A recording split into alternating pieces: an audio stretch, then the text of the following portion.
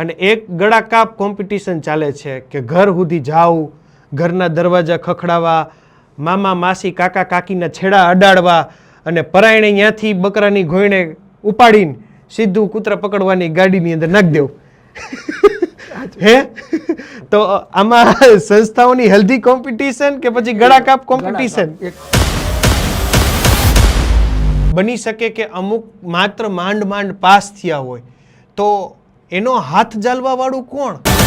વેપારી સંસ્થાઓ ચલાવી રહ્યા છે, એટલે એના થોકડા ઊંચા કરવામાં, પૈસા વધુ કમાવામાં.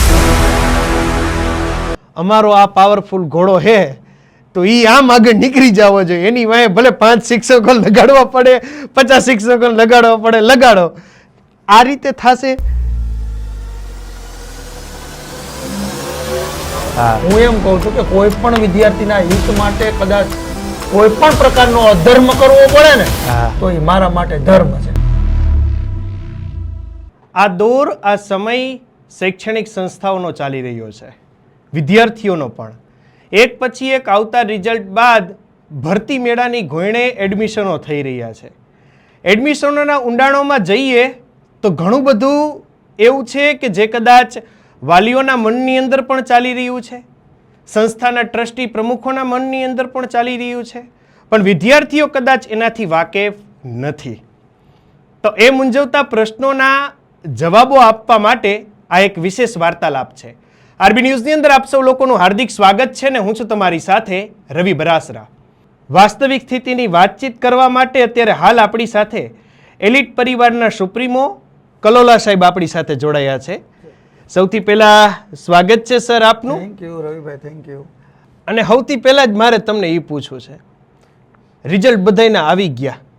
આ રિઝલ્ટના દોરની અંદર શૈક્ષણિક સંસ્થાઓની અંદર વાસ્તવિક વિદ્યાના અર્થી એટલે કે વિદ્યાર્થીઓના એડમિશન ચાલુ છે કે ઓલા ઘેટા બકરાની ગોયણે અત્યારે પશુઓના ભરતી મેળા હોય એવું લાગે છે? એટલે ખરેખર રવિભાઈ, સંસ્થાઓ બધી રહી આખું વર્ષ કામ કરતી હોય એટલે એનો ઉજવણીનો ઉત્સવ હોય એવું લાગી રહ્યું છે મને તો અત્યારે. કારણ કે મારી સ્કૂલની અંદર આ વર્ષે 116 વિદ્યાર્થી 10મામાં હતા. એમાંથી 115 વિદ્યાર્થીઓના પાસના રિઝલ્ટ છે, એક વિદ્યાર્થી ફેલ છે. એટલે કે મારી સંસ્થાનું રિઝલ્ટ 99.13% થાય છે. એટલે દરેક વ્યક્તિ, દરેક સંસ્થાઓ એવું સાબિત કરી રહી છે કે અમારું રિઝલ્ટ બહુ સારું છે, ને સારું જ છે, આપણે કોઈ એવું નથી કહેતા. પણ મારી બિલીફ સિસ્ટમ એવી છે કે ખરેખર વિદ્યાર્થીઓની સંખ્યા કેટલી, એની અંદર રહેલા બાળકોનું પોટેન્શિયલ કેટલું અને એ પોટેન્શિયલ પ્રમાણે રિઝલ્ટ આવ્યું છે કે નહીં, આ 3 મુદ્દાઓ રહ્યા ને એ બહુ ઇમ્પોર્ટન્ટ ચીજ છે. એટલે જો બાળકો કોઈ સંસ્થાની અંદર ઘણી બધી સંખ્યા હોય, દાખલા તરીકે 300+ સંખ્યા હોય, મારે ત્યાં 116 વિદ્યાર્થીઓ હતા. પછી કોઈ બહારની સંસ્થાઓ છે કે જે 11-12 સાયન્સ ચલાવતી હોય રવિભાઈ, અને એની સંખ્યા 1100-1200 હોય, તો આ જે સંસ્થાઓ જે કામ કરી રહી છે બધી પોતપોતાની રીતે બેસ્ટ જ કામ કરી રહી છે. પણ મારું માનવું એવું છે કે ખરેખર સંસ્થા વિદ્યાર્થીઓના પોટેન્શિયલ પ્રમાણે રિઝલ્ટ લઈ આવે છે કે નહીં. માત્ર ને માત્ર આ 3-4 દિવસ સુધી ચૂંટણી જેમ આવે અને બધાય સંચાલકો ને પ્રિન્સિપાલ ને વાલીઓ ને વિદ્યાર્થીઓ ને બધાય આમ ઉમળકાભેર એડમિશન લેવા માટે નીકળી પડે તો ખરેખર એની પાછળ થોડુંક વાલીઓએ પણ અભ્યાસ કરવાની જરૂર છે કે ભાઈ આપણે આપણા બાળકને જે જગ્યાએ મૂકી રહ્યા છીએ, સાચું, એ સંસ્થા ખરેખર કઈ રીતે કામ કરી રહી છે, પ્રવેશ કઈ રીતે આપી રહી છે, અને એમાં પ્રવેશ પામેલા વિદ્યાર્થીઓની સંખ્યા કેટલી, અને એ વિદ્યાર્થીનું પોટેન્શિયલ કેટલું, અને એ પોટેન્શિયલ પ્રમાણે એ 11-12 ની અંદર રિઝલ્ટ લઈ આવે છે કે નહીં. આ મારો એક યક્ષ મુદ્દો છે કે વાલીઓએ ખરેખર પહેલા તો સંસ્થાનો ઇતિહાસ તપાસવો જોઈએ, રાઈટ. અને કોઈ પણ રિવ્યુ લેવા હોય તો કોઈ સંસ્થા, તમે તમારો રિવ્યુ હું સાહેબ તમારા મીડિયા વાળા પાસે ન લઈ શકું, કારણ કે એ રિવ્યુ તો નેગેટિવ જ આવવાના. સાહેબ, મારે તમારો રિવ્યુ લેવો હોય તો તમારા ક્લાયન્ટ, તમારા કસ્ટમર જે બી છે એની પાસે લેવાનું હોય, કારણ કે સલાહ છે ને, સલાહકાર હંમેશા નિસ્વાર્થ હોવો જોઈએ. હા, બરાબર છે. જો એનો કોઈ સ્વાર્થ ન હોય અને તમને સલાહ આપે તો એ સલાહ સાચી ગણાય. બાકી એનો પોતાનો જ સ્વાર્થ હોય અને તમે એવી વ્યક્તિને પ્રશ્ન પૂછવા માટે જાઓ તો તમે કદાચ ખોટું ડિસિઝન લઈ લ્યો, એવું બને. સાચી વાત છે. અત્યારે હમણાં સિરામિક ચાલુ થયા ને એટલે મને તરત અત્યારે વાતમાંથી યાદ આવ્યું, ઓલો કે ને 4 ચોકડીએ એક વ્યક્તિને ઊભો રાખ્યો હોય, કોઈ વેપારી આવતો હોય ને એ પછી બીજા કારખાનાએ જવાનું હોય ને તો ખેંચીને એની બાજુ લઈ જાય, હાલો મારી ત્યાંથી માલ લ્યો, મારી ત્યાંથી માલ લ્યો. એવો દોર અત્યારે શૈક્ષણિક સંસ્થાઓમાં આંતરિક કોમ્પિટિશનમાં ક્યાંક જોવા મળતો હોય ને એવું લાગે છે. હકીકતમાં સાથ બળેંગે સાથ ચલેંગે અને વિદ્યાર્થીઓના હિતના વિચારો કેટલાક કરે છે? રવિભાઈ, એ પ્રશ્નનો જવાબ હું તમને મારા અનુભવ ઉપરથી આપું ને તો આ વર્ષે મારી પાસે 116 વિદ્યાર્થીઓમાંથી A1 ગ્રેડ લઈ આવ્યા, એટલે કે 90% ઉપર પર્સન્ટાઇલ નહીં, પર્સન્ટેજ 90% ઉપર છે એવા 20 વિદ્યાર્થીઓ છે.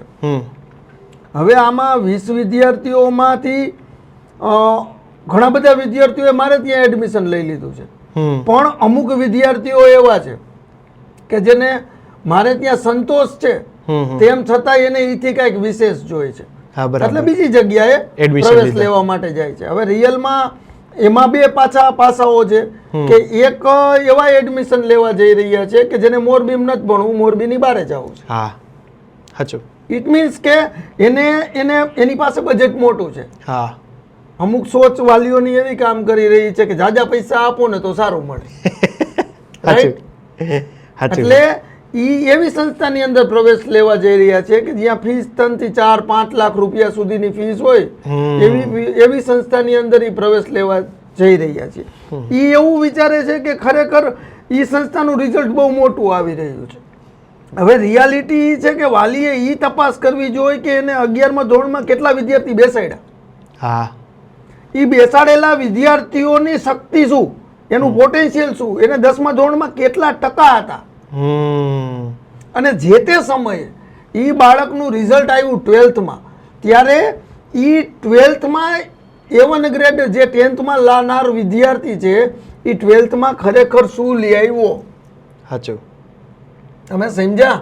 આ બાબતનો અભ્યાસ કર્યા વગર માત્ર ને માત્ર અમુક રિઝલ્ટ જોઈને અથવા કે કોઈ એક બસ ભરેલી છે તો એમાં માથું મારીને ચડવું છે, ખાલી બસમાં બેવું નથી, આ જે સોચ રહી એમાં કદાચ હું એવું મારા અનુભવ ઉપરથી એમ કહું છું કે અમુક જગ્યાએ વાલીઓ ડિસિઝનો ખરેખર એ દ્વિધામાં આવી જાય છે. એનું એક કારણ છે કે અમે બધાય સંચાલકો, સ્કૂલવાળા બધાય એને ફોન કરતા હોય, ઘરે જતા હોય, વાયા વિડિયા મળતા હોય અને એને હેમરિંગ કરતા હોય, અને આ દુનિયાનો નિયમ છે, જે જગ્યાએ એને પરિણામ મળ્યું છે એ જગ્યાથી બીજી જગ્યાએ જાશે તો એને વિશેષ મળશે.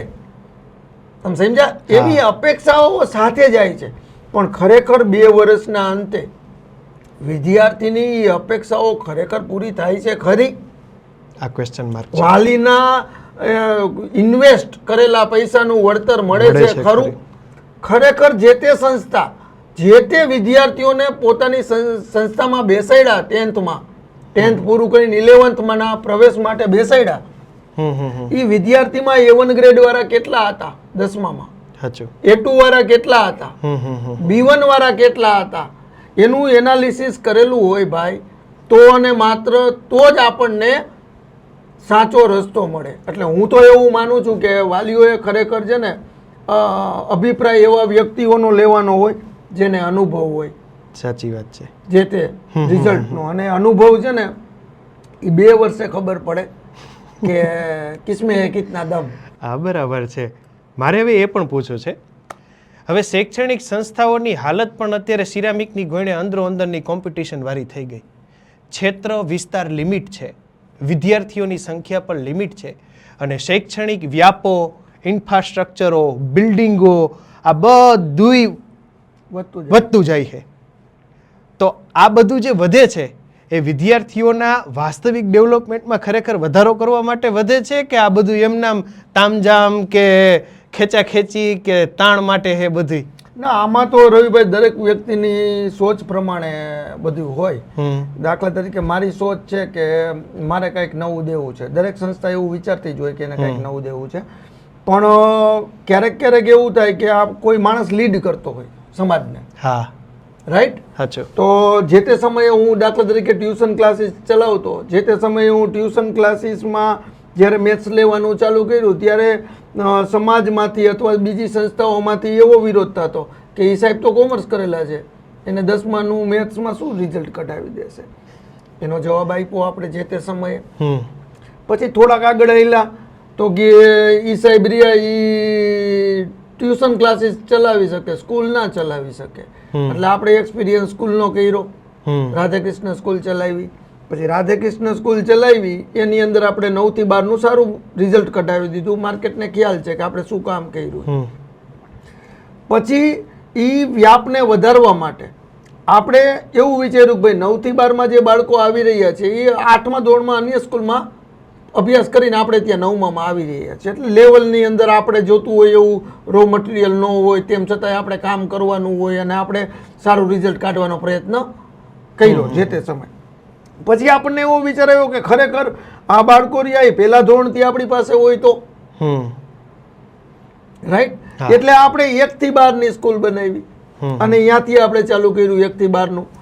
એટલે 1 થી 12 સુધીની સફર પૂરી થઈ તો નવો પ્રશ્ન આપણી પાસે આવ્યો કે કલોલા સાહેબની પહેલા ધોરણમાં મૂકી રેડી તો દૂર પડે. હવે તમે જુઓ એક વસ્તુ કે એલિટ છે એ કે મોરબીથી દૂર છે, રિયલમાં 14 કિલોમીટરનું ડિસ્ટન્સ છે. પણ દૂર એટલા માટે છે, અપેક્ષાઓ છે કે ભાઈ ઘર આંગણે નજીકમાં સ્કૂલ મળે. રેડી. તો એ એની અપેક્ષાઓ, એ એની પોતાની સીમાઓ બાંધે છે. હું એવું માનું છું કે બાળકની બાઉન્ડ્રી બાંધી દે છે. કમ્ફર્ટ ઝોનમાં દરેક વાલી અત્યારે વિદ્યાર્થીઓને રાખવા માંગે છે કે ભાઈ નજીક હોય અહીંયા મોકલી દો એમ. એટલે એ પ્રશ્ન મેં ફેસ કર્યો કે મારે પહેલા ધોરણમાં એડમિશન એલિટે લઈ આવવા એટલે અઘરા. બરોબર રવિભાઈ, અહીંયાથી આપણે જેવા બારે નીકળી એટલે એમ કે પેલામાં સાહેબ અહીંયા છે દૂર. હવે રિયલમાં સંસ્થા દૂર છે કે આપણે સંસ્થાથી દૂર છે. તમે આ એજ્યુકેશનની વાત કરો છો, આ દુઃખ સાથે કહું છું કે વાલીઓ પાસે બજેટ છે. તમે સમજો છે વાલીઓ પાસે એન્ટરટેનમેન્ટ માટે, પોતાના મોજ શોખ માટે બજેટ છે, એમાં નો લિમિટ. સાચું. જ્યારે વિદ્યાર્થીઓના ભવિષ્ય માટેનું સાચું વાત આવે છે ત્યારે બાર્ગેનિંગ સિસ્ટમ ચાલુ થાય કે આ સંસ્થા મને આટલું દે છે ને આ દે છે ને ઓલું દે છે ને પેલું દે છે.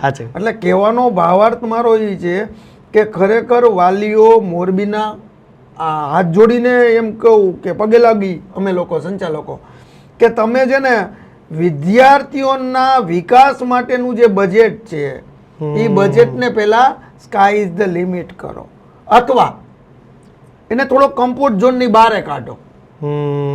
રવિભાઈ સાચું. કારણ કે એને કમ્ફર્ટ ઝોનની બહાર નહીં કાઢો. તમે એમ કહો કે મારા ઘરની બાજુમાં જ સ્કૂલ હોય, અહીંયા જ મારે મોકલવો છે, તો એ મારી દ્રષ્ટિ પ્રમાણે કોમ્પ્રોમાઇઝ કરી રહ્યા છે. વિદ્યાર્થીના ભવિષ્ય માટે આપણે કોમ્પ્રોમાઇઝ કરી રહ્યા છીએ. હું એમ નથી કહેતો હું જ બેસ્ટ છું, પણ એટલીસ્ટ બેસ્ટ કેને કહેવાય અને બેસ્ટ કેવી રીતે ગોતવી એ વસ્તુ તો કરવી જ પડે. હવે એ પ્રશ્ન જ્યાં સુધી મેં ફેસ કર્યો ત્યાં સુધી આ પહેલા ધોરણના એડમિશનનો કર્યો. એટલે આપણે અહીંયા સેકન્ડ હોમ પ્રી સ્કૂલ બનાવી. હવે સેકન્ડ હોમ પ્રી સ્કૂલની અંદર આપણે 9 પિલર્સ છે કે positivity, honesty, charity, unity, purity, creativity, stability, will power અને પેશન. સૌથી પહેલી કદાચ મોરબીની અંદર એવી સ્કૂલ આવી કે જે રેન્ટ ઉપર, લોંગ લીઝ ઉપર જગ્યા રાખી અને ગ્રાઉન્ડ ઉપરની પહેલી સ્કૂલ આપણે લઈએ. રાઈટ.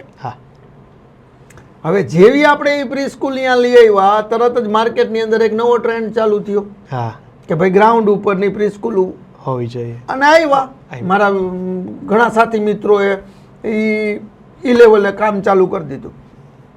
હવે વાત એ છે તો દરેક સ્કૂલોવાળા પાછા નવો પ્રશ્ન લઈને આવે માર્કેટમાં કે કલોલા સાહેબની અહીંયા તો પ્લે હાઉસ, તો કે બહુ સારું, સમજી ગયા. પણ એ કે પહેલા ધોરણથી. એટલે ક્યારેક ક્યારેક છે ને હું એવું માનું છું કે ખરેખર છે ને અમુક વ્યક્તિઓ રહીને એ શિક્ષણને લીડ કરી રહી છે.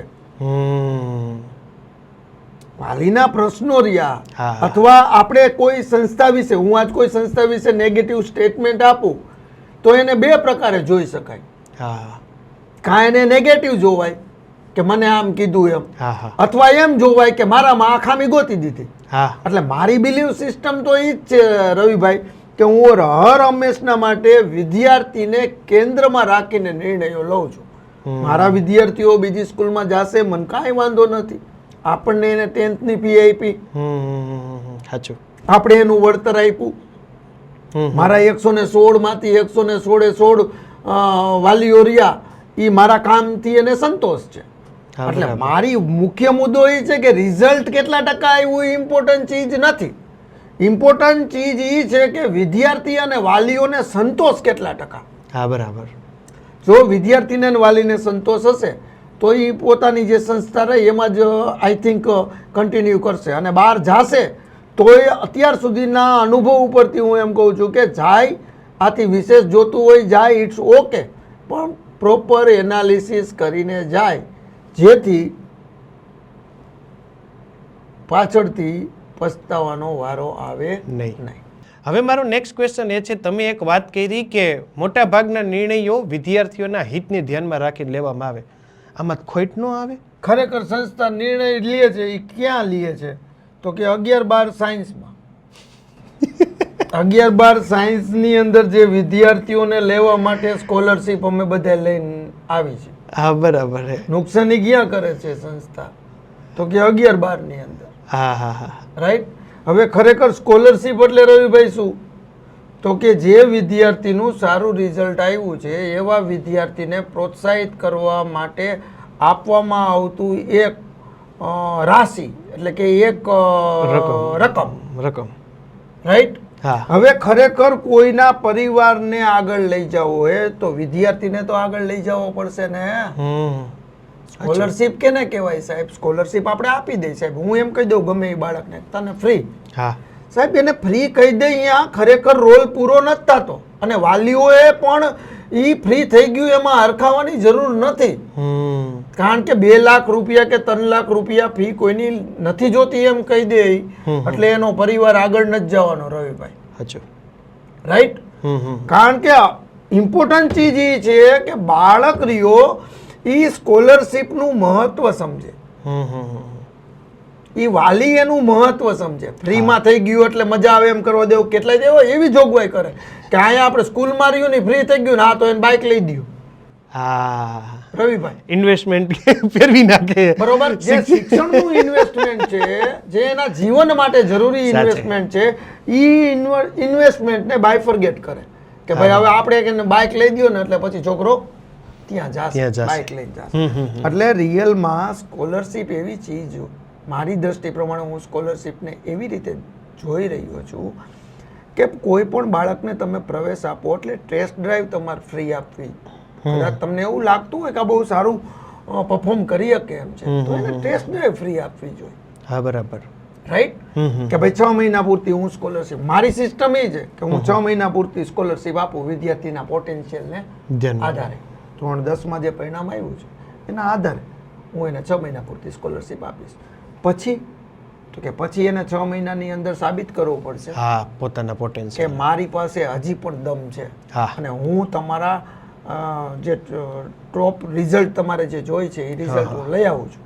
રિઝલ્ટ જો આવે તો એને પાછી નેક્સ્ટ કેરી ફોરવર્ડ કરવાની. નથી આવતી તો વાલીને ફી ભરવી પડશે ને. વાલીને ફી ભરવી પડશે તો વાલીને યાદ રહેશે કે આ વખતે પહેલી વખત કરતા જાજી ફી ભરવાની થઈ એટલે આપણું છોકરું ડાઉન ગયું. સમજાઈ ગયું. રાઈટ.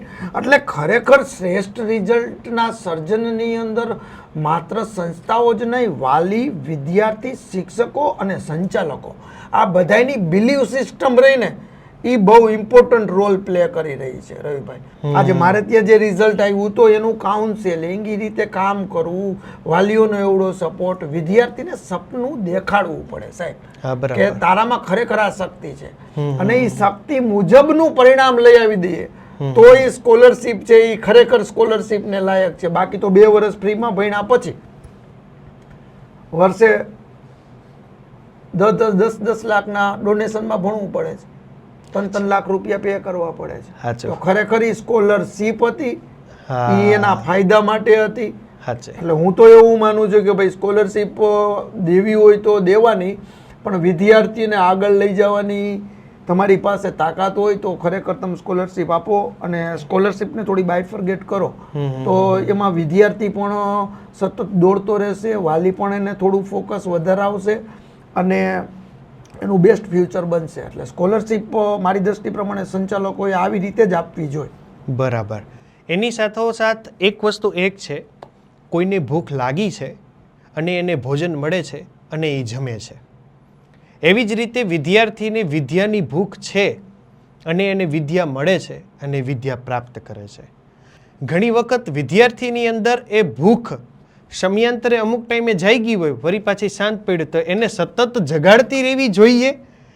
એ માટેના શિક્ષકોના, સંસ્થાઓના પ્રયત્નો હોવા જોઈએ કે એને ભૂખ ન લાગે છતાં પણ એની અંદર સતત એ થોપતું રહેવું જોઈએ, સતત એની અંદર એ મારો થતો રહેવો જોઈએ, પછી ભલે ઓવરડોઝ થઈ જાય. એટલે રિયલમાં હું તો એવું વિચારું છું કે શિક્ષણ એટલે ખરેખર એમાં કોઈ વ્યક્તિ કોઈને કંઈ આપી ના શકે જ્યાં સુધી સામેવાળો લે નહીં. હા, સાચું. રાઈટ. એટલે શિક્ષણ ઈ એવી પ્રક્રિયા છે કે એને આપણે સેલ્ફ લર્નર બનાવવા, જાતે શીખતા કરવા, એટમોસ્ફિયર આપવું, where we are and where we want to go, એક વિઝન આપવું કે બાળક અહીંયા છે, મારે આ જગ્યાએ છું અને મારે અહીંયા જવું છે. એ એક વિઝન આપી દો એટલે બાળક છે ને ઓટોમેટિકલી લર્ન કરતા થઈ જાય, એની ડિફિકલ્ટીઝ ફાઇન્ડ કરતા થઈ જાય, પછી એને સોર્ટ આઉટ કરવા.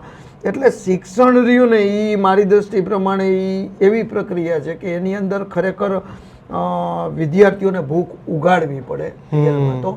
રાઈટ. એને કોઈ ટાર્ગેટ આપી દે ગોલ કોઈ દી એચીવ નથી થતો. આ બધું કેવું છે રવિભાઈ, મેં એક જગ્યાએ એક સ્ટોરી સાંભળી હતી કે એક નાનો એવું બાળક ગામડાની અંદર સવારના પોરમાં એક લોખંડનો સળિયો લઈને નીકળે છે, નાનો એવો લોખંડનો સળિયો.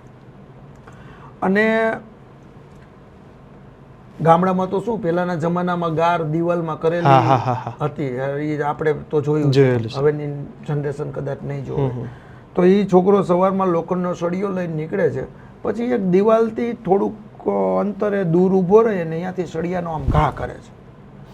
પછી સળિયો દિવાલમાં જ્યાં ખૂંચે છે ને એની ફરતી બાજુ એક ચોકથી રાઉન્ડ કરે છે. પછી જે જગ્યાએથી સળિયો ફેંક્યો અહીંયા જાય છે અને અહીંયા જઈને ક્લેપિંગ કરવા માંડે, તાલીઓ વગાડવા માંડે, એકલો.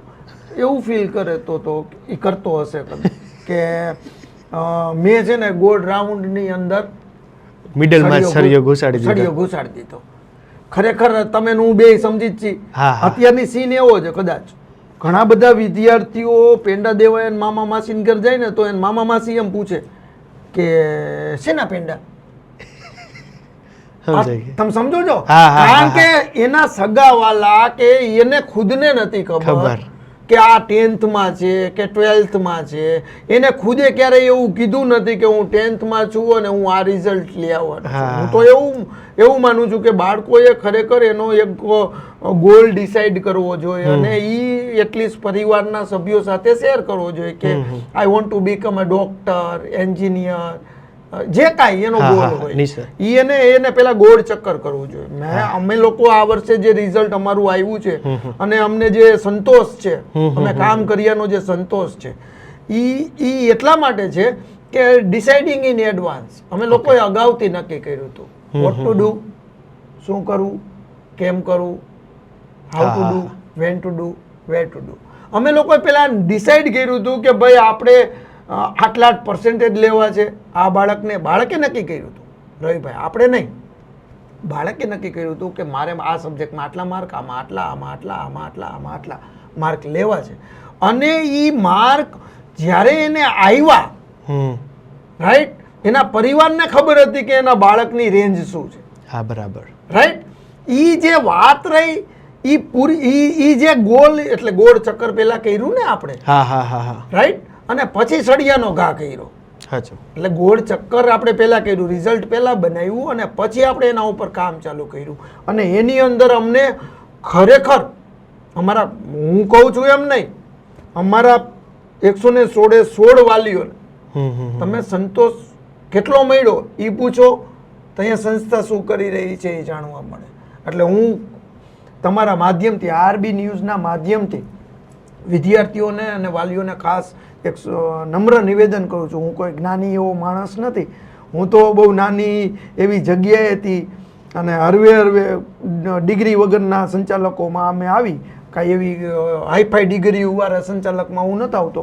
પણ હું એક વસ્તુ 100% મારા જીવન ઉપરથી, મારી જર્ની ઉપરથી કહી શકું કે પહેલાં તમે ગોળ ચક્કર કરતા શીખડાવો, સાચું, અને પછી એની અંદર સળીઓ ઘૂસડતા શીખડાવો, અને એ સળીઓ એમાં જેદી ઘૂસે તેદી તાલી ઉપાડવાની હોય આપણે.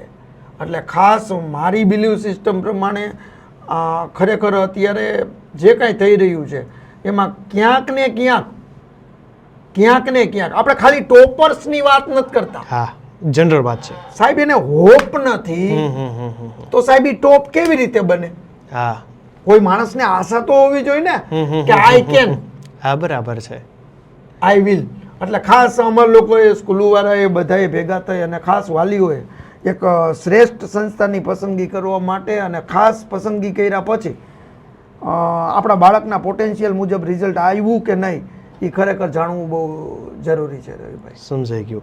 એમની આ રેસ જે છે એ ઘોડાઓના સમૂહો વચ્ચે દોડતી રેસ છે કે જેમાં આ નંબરનો ઘોડો પહેલા નંબરે આવવો જોઈએ, આ નંબરનો ઘોડો બીજા નંબરે આવવો જોઈએ, કે શિક્ષણની પ્રતિયોગિતા એનાથી પરે છે કે જે આત્મ એટલે કે પોતાની સાથેની છે, સેલ્ફ ડેવલપમેન્ટ સાથેની છે, કે સતત આ આંકડાકીય ગણિતોમાં દોડતા ટ્રેક વચ્ચેની છે કે ઓલા ઘોડા કરતાં આ ઘોડો આગળ નીકળી જવો જોઈએ, આ ઘોડા કરતાં આ ઘોડો આગળ નીકળી જવો જોઈએ, એમ અમારો આ પાવરફુલ ઘોડો હે તો એ આમ આગળ નીકળી જવો જોઈએ. એની વાંહે ભલે 5 શિક્ષકો લગાડવા પડે, 50 શિક્ષકો લગાડવા પડે, લગાડો.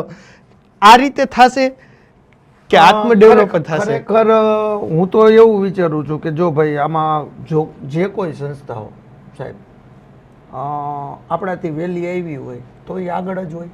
ઓબ્વિયસલી છે. 2001ની અંદર જ્યારે મેં ટ્યુશન ક્લાસીસ કર્યા ત્યારે હું ટ્યુશન કરતો હતો સાહેબ. ઘણી બધી સંસ્થાઓ કામ કરતી હતી, રાઈટ? એટલે કોમ્પિટિશન રહી ખરેખર આપણે બીજા વ્યક્તિઓ જોડે કરી રહ્યા છીએ કે આપણી જોડે કરી રહ્યા છીએ?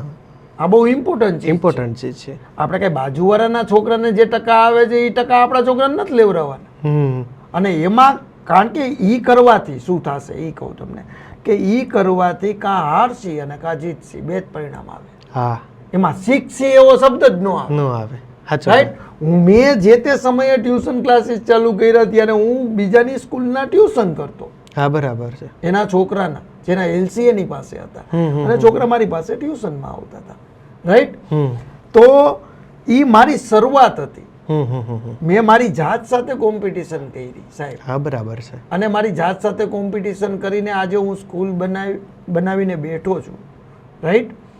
તો ઈ મને, હું કોઈને કોમ્પિટિટર તરીકે જોતો જ નથી, નેવર.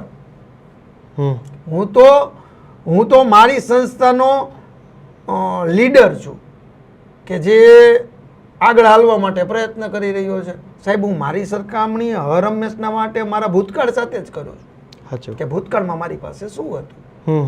રેડી? તો હું વિદ્યાર્થીને પણ એવું શીખડાવવા માંગુ છું કે એવું કહેવા માંગુ છું કે બાળકે પોતાની કોમ્પિટિશન પોતાની જાત સાથે કરવી જોઈએ કે કાલે હું શું હતો, આજે હું શું છું, કાલ હું શું કરીશ. સાચું. રાઈટ?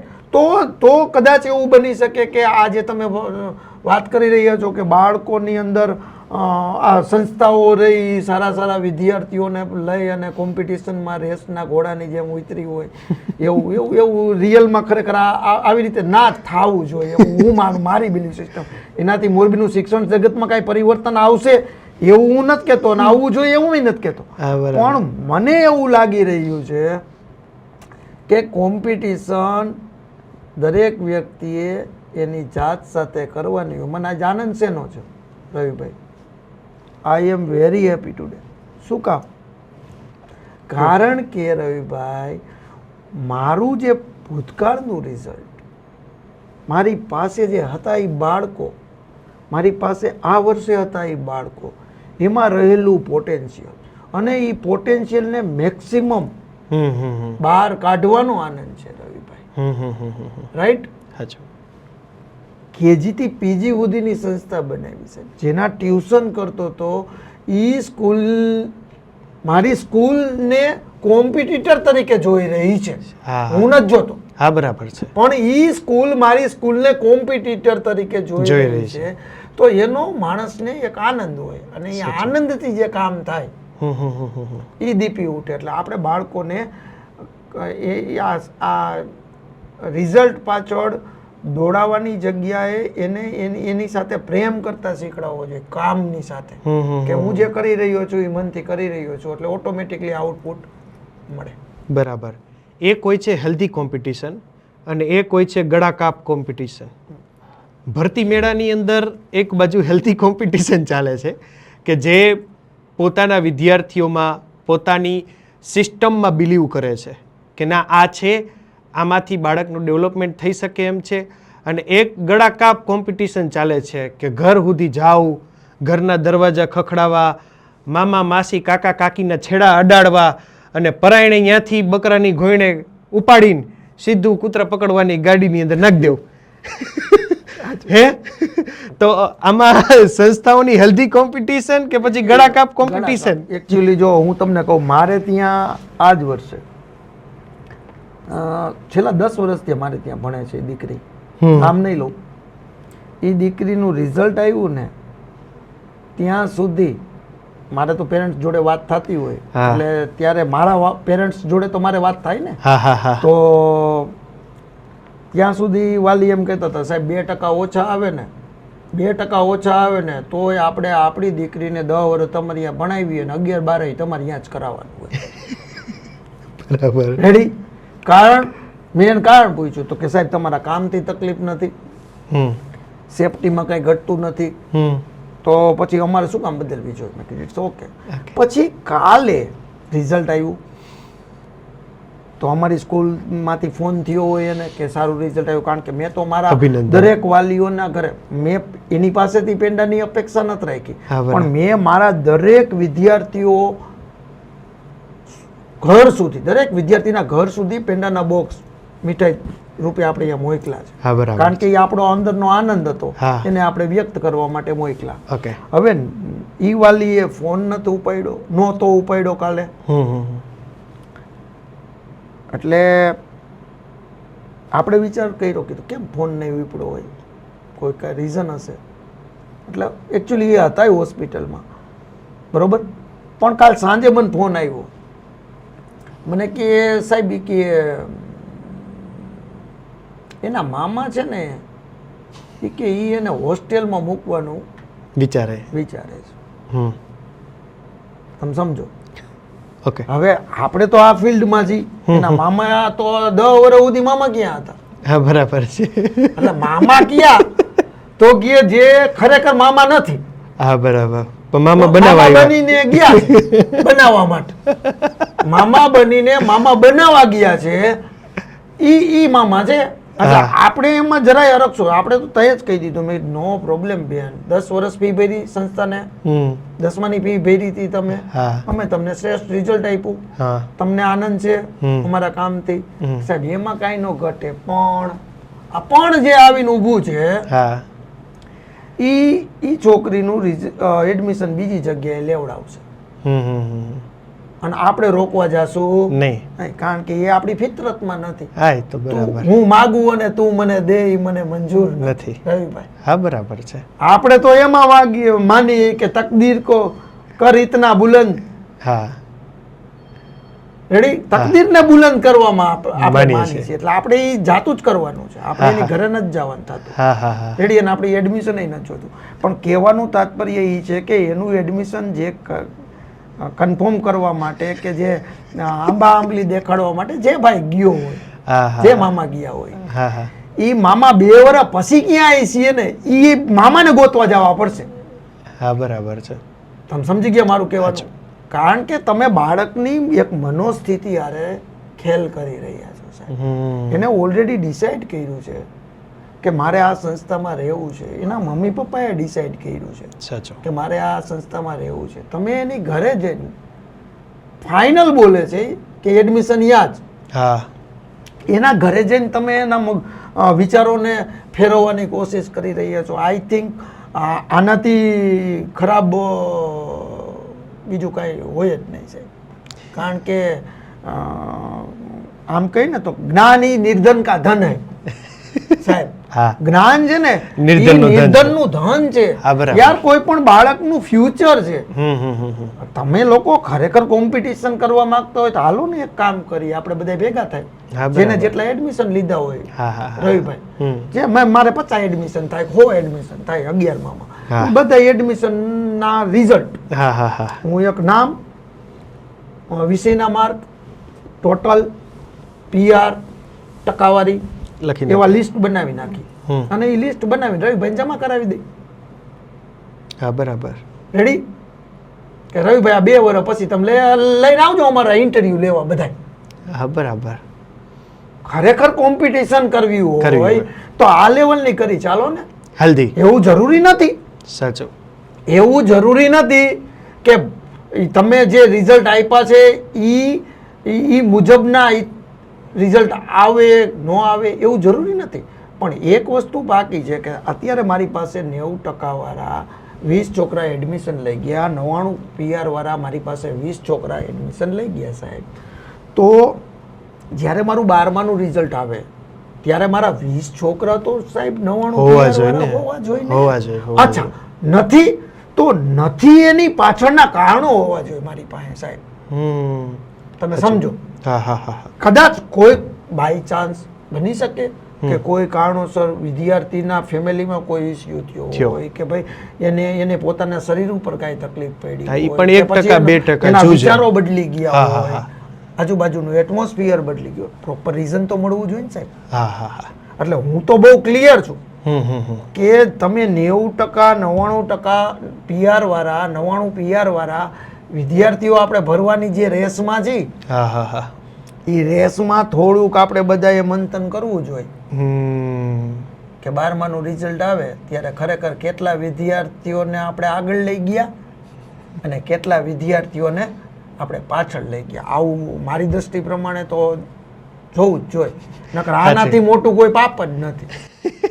એના ઉપરથી મને એક ક્વેશ્ચન આવ્યો. જેમ સરકારને કેમ કહે કે ધનિકને વધુ ધનિક બનાવે છે, ગરીબને વધુ ગરીબ બનાવે છે, એમ એજ્યુકેશનની અંદર ઝાઝા ટકાવાળાને લેવા માટેની હોડ, A1 વાળાને અમારી અહીંયા જ એના માટેની ઓફરો, બાય 1 ગેટ 1 ફ્રી વાળું કયો કે જે 50% ડિસ્કાઉન્ટ 70% જે મોલમાં નથી મારતા બોર્ડ જેવડી ઓફરોના એવડી ઓફરો અત્યારે શૈક્ષણિક સંસ્થાઓમાં બોર્ડ રૂપે અત્યારે લાગવા માંડી છે. બરાબર.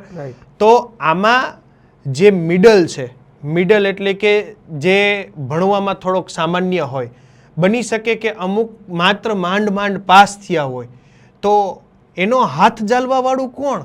હું તમને કહી દઉં તમારા માધ્યમથી, એવા કોઈ છોકરાઓ હોય મોકલી દો, 6 મહિના ફી નહીં લો, પણ 6 મહિના પછી એને સાબિત કરવું પડશે કે એનામાં દમ હે. હા, બરાબર છે. અહીંયાથી વધારે આગળ આવવું પડશે. હા, બરાબર. તમારા માધ્યમથી એમ કહું છું, તમે તાર મોકલી દો મારી પાસે. સાહેબ આપણે લોકો માત્ર કાંઈ પૈસા બનાવવા માટે થોડા બેઠા. સાહેબ મારી પાસે કાંઈ હતું નહીં, એ તો ખોટી વાત છે. હું શૂન્યમાંથી સર્જન કર્યું છે. તો સાહેબ જે તે સમયે તમારી ભાવનાઓ રહી કાંઈક આપવાની. સાહેબ આપણે આપીને લેવાની વાત છે, લઈને આપવાની વાત નથી. તમે સમજો છે. પેલા આપણે આપવું પડે સાહેબ, પછી લેવાની વાત છે. એટલે હું એમ કહું છું 6 મહિના તમ તારે, હું તમારા માધ્યમથી કહી દઉં 6 મહિના સુધી કોઈ પણ વ્યક્તિને આવવું હોય છૂટ, પણ 6 મહિને હું કહું રિઝલ્ટ. હા, રેડી. મહેનત કરવાની તૈયારી હોય એ મારે ત્યાં આવે અને વહી જાય તો સાહેબ જો આપણું હોય જાય ને જાય આપણું હોય ને. હા, બરાબર છે. આ આપણી ફિલોસોફી પહેલેથી અમારા ત્યાં શિક્ષક મિત્રો બધા કહેતા હોય કે સાહેબ આને જવા દો મને. ભાઈ જાતા હોય જવા દો ને, શ્રદ્ધા તૂટે સાહેબ, એની યારે કામ કરવાનો મતલબ શું હોય? હા, બરાબર છે. એવા ઘણા બધા વ્યક્તિઓ છે કે જે ખરેખર એને આપણે ત્યાં આવવું છે પણ કોઈ કારણોસર આવી નથી શકતા. તો એવા વિદ્યાર્થીઓને આપણે બેસાડશું અને રિઝલ્ટ આપશું. બરાબર. પણ એ રિઝલ્ટ આપવા માટે સતત વિદ્યાર્થીઓ સાથે કનેક્ટેડ રહેવું પડતું હોય, સતત એની સાથે જોડાયેલા રહેવું પડતું હોય. જેમ તમે વાત કરી કે અમુક વેપારી સંસ્થાઓ ચલાવી રહ્યા છે, એટલે એના થોકડા ઊંચા કરવામાં, પૈસા વધુ કમાવામાં, આમાં વધારે થોડુંક ફોકસ હોય કે કેટલું લઈ જાઓ, આંકડાકીય ગણિતો માંડવામાં. તો ખરેખર વિદ્યાર્થીઓના ડેવલપમેન્ટ માટે 365 દિવસ ટ્રસ્ટી તરીકે શીટ ઉપર બેવું મહત્વનું છે કે ખાલી એડમિશન ટાણે 5 દી બેહો તોય હાલે? મારું તો બિલીવ સિસ્ટમ એવી છે કે હું તો છે ને રવિભાઈ, ટ્રુલી સ્પીકિંગ, કદાચ 365 દિવસમાંથી 10 દિવસ મારા કેમ્પસે નહીં આવતો અને ફૂલ ટાઈમ ભરવાવાળો માણસ છું, કારણ કે મને કાંઈ આવડતું નહોતું.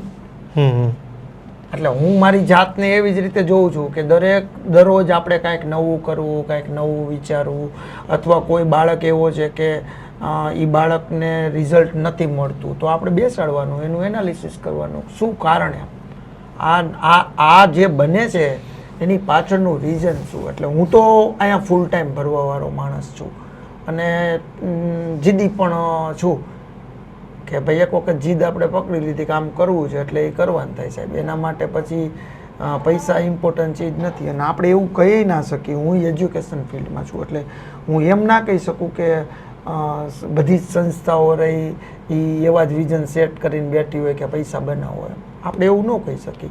બાકી આ એક વસ્તુ બાકી છે કે આપણા જીવનની એવી કોઈ જરૂરિયાત નથી રવિભાઈ. તમે સમજી ગયા કે પૈસા માટે આપણે કોઈના ફ્યુચર સાથે ખિલવાડ કરી એવી કોઈ જરૂરિયાત જીવનની નથી, કારણ કે આપણે રિક્ષા ટીંગાઈને જતા હતા. અત્યારે ભગવાનની દયાથી ઘણું બધું આપણી પાસે છે અને ખાસ તો દુઆ છે.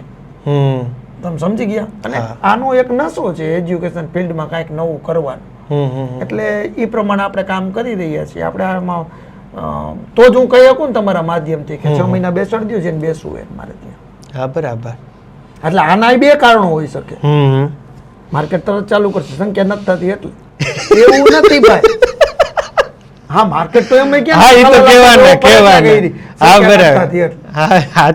મારે ક્યાં દાદા જોઈએ? મારે તો ભાઈ મારી કેપેસિટી મુજબ મને મળી જવાના, નહીં તો હું ગમે એમ કરીને લેવાનો. બરાબર રવિભાઈ, એવું તો છે નહીં કે મારે બીજા કોઈનું અહીંયા એડમિશન નથી થવા દેવા. મારે તો ભાઈ મારી સંસ્થા, મારાથી થઈ શકે એટલું કામ, મારા શિક્ષકોથી થઈ શકે એટલું કામ, એ કામ મુજબ મારે કામ કરવું છે ને એટલું જ મારે કામ જોઈ છે. એટલે હું કોઈ એવા એંગલથી નથી કહેતો કે મારે, નકર આમાં શું તરત જવાબ ચાલુ થઈ જાય, હા ચાલુ થઈ જશે કે કલોલાની સંખ્યા નથી ને એટલે કલોલા ઓપન થઈ મેદાનમાં. ના ના, આપણે એવું કઈ છે જ નહીં. બરાબર. એમ નહીં, આ સ્પિરિટ માટે ખરેખર માર્કેટમાં કોઈ ગોળી આવે છે કે આટલું કોન્ફિડન્ટ, આ સ્પિરિટ, આ બેબાક જવાબો માટેની હિંમત આ વેચાતી મળે છે ક્યાંય? તો થોડીક ઘણાને લેવી છે તો લઈ શકે. જો સારું બોલવું અને સાચું બોલવું, આ બેમાં ફરક છે. તમે સમજ્યા? આપણે સારું લગાડવાના જણ જ નથી. આપણે સારું બોલવું નથી, સાચું બોલવું છે. કોઈ પણ વિદ્યાર્થીના હિત માટે, હું એમ કહું છું કે કોઈ પણ વિદ્યાર્થીના હિત માટે કદાચ કોઈ પણ પ્રકારનો અધર્મ કરવો પડે ને તો એ મારા માટે ધર્મ છે. બરાબર. વિદ્યાર્થીના હિત માટે કદાચ કોઈ અધર્મ કરવો પડે, ખોટું બોલવું પડે કે બાટા અમે આમ હતા, અમે તેમ હતા, વોટેવર. વિદ્યાર્થીને મોટિવેટ કરવા માટે, વિદ્યાર્થીને આગળ લઈ જવા માટે, વિદ્યાર્થીને એના ખુદમાં દેખતો કરવા માટે કદાચ આપણે કોઈ વસ્તુ ખોટી દેખાડવી પડે કે ખોટું કેવું પડે, રાઈટ સાહેબ? અથવા કોઈ શિક્ષકને કોણીએ ગોળ ચોટાડીને મથાવવો પડે, એ અધર્મ જ કહેવાય ને સાહેબ. વ્યવહારે પણ આપણે એને એવી કોઈ સિસ્ટમમાં લઈ જઈએ અને જો વિદ્યાર્થીના હિત માટે એ અધર્મ કરવો પડે તો એ મારા માટે ધર્મ છે.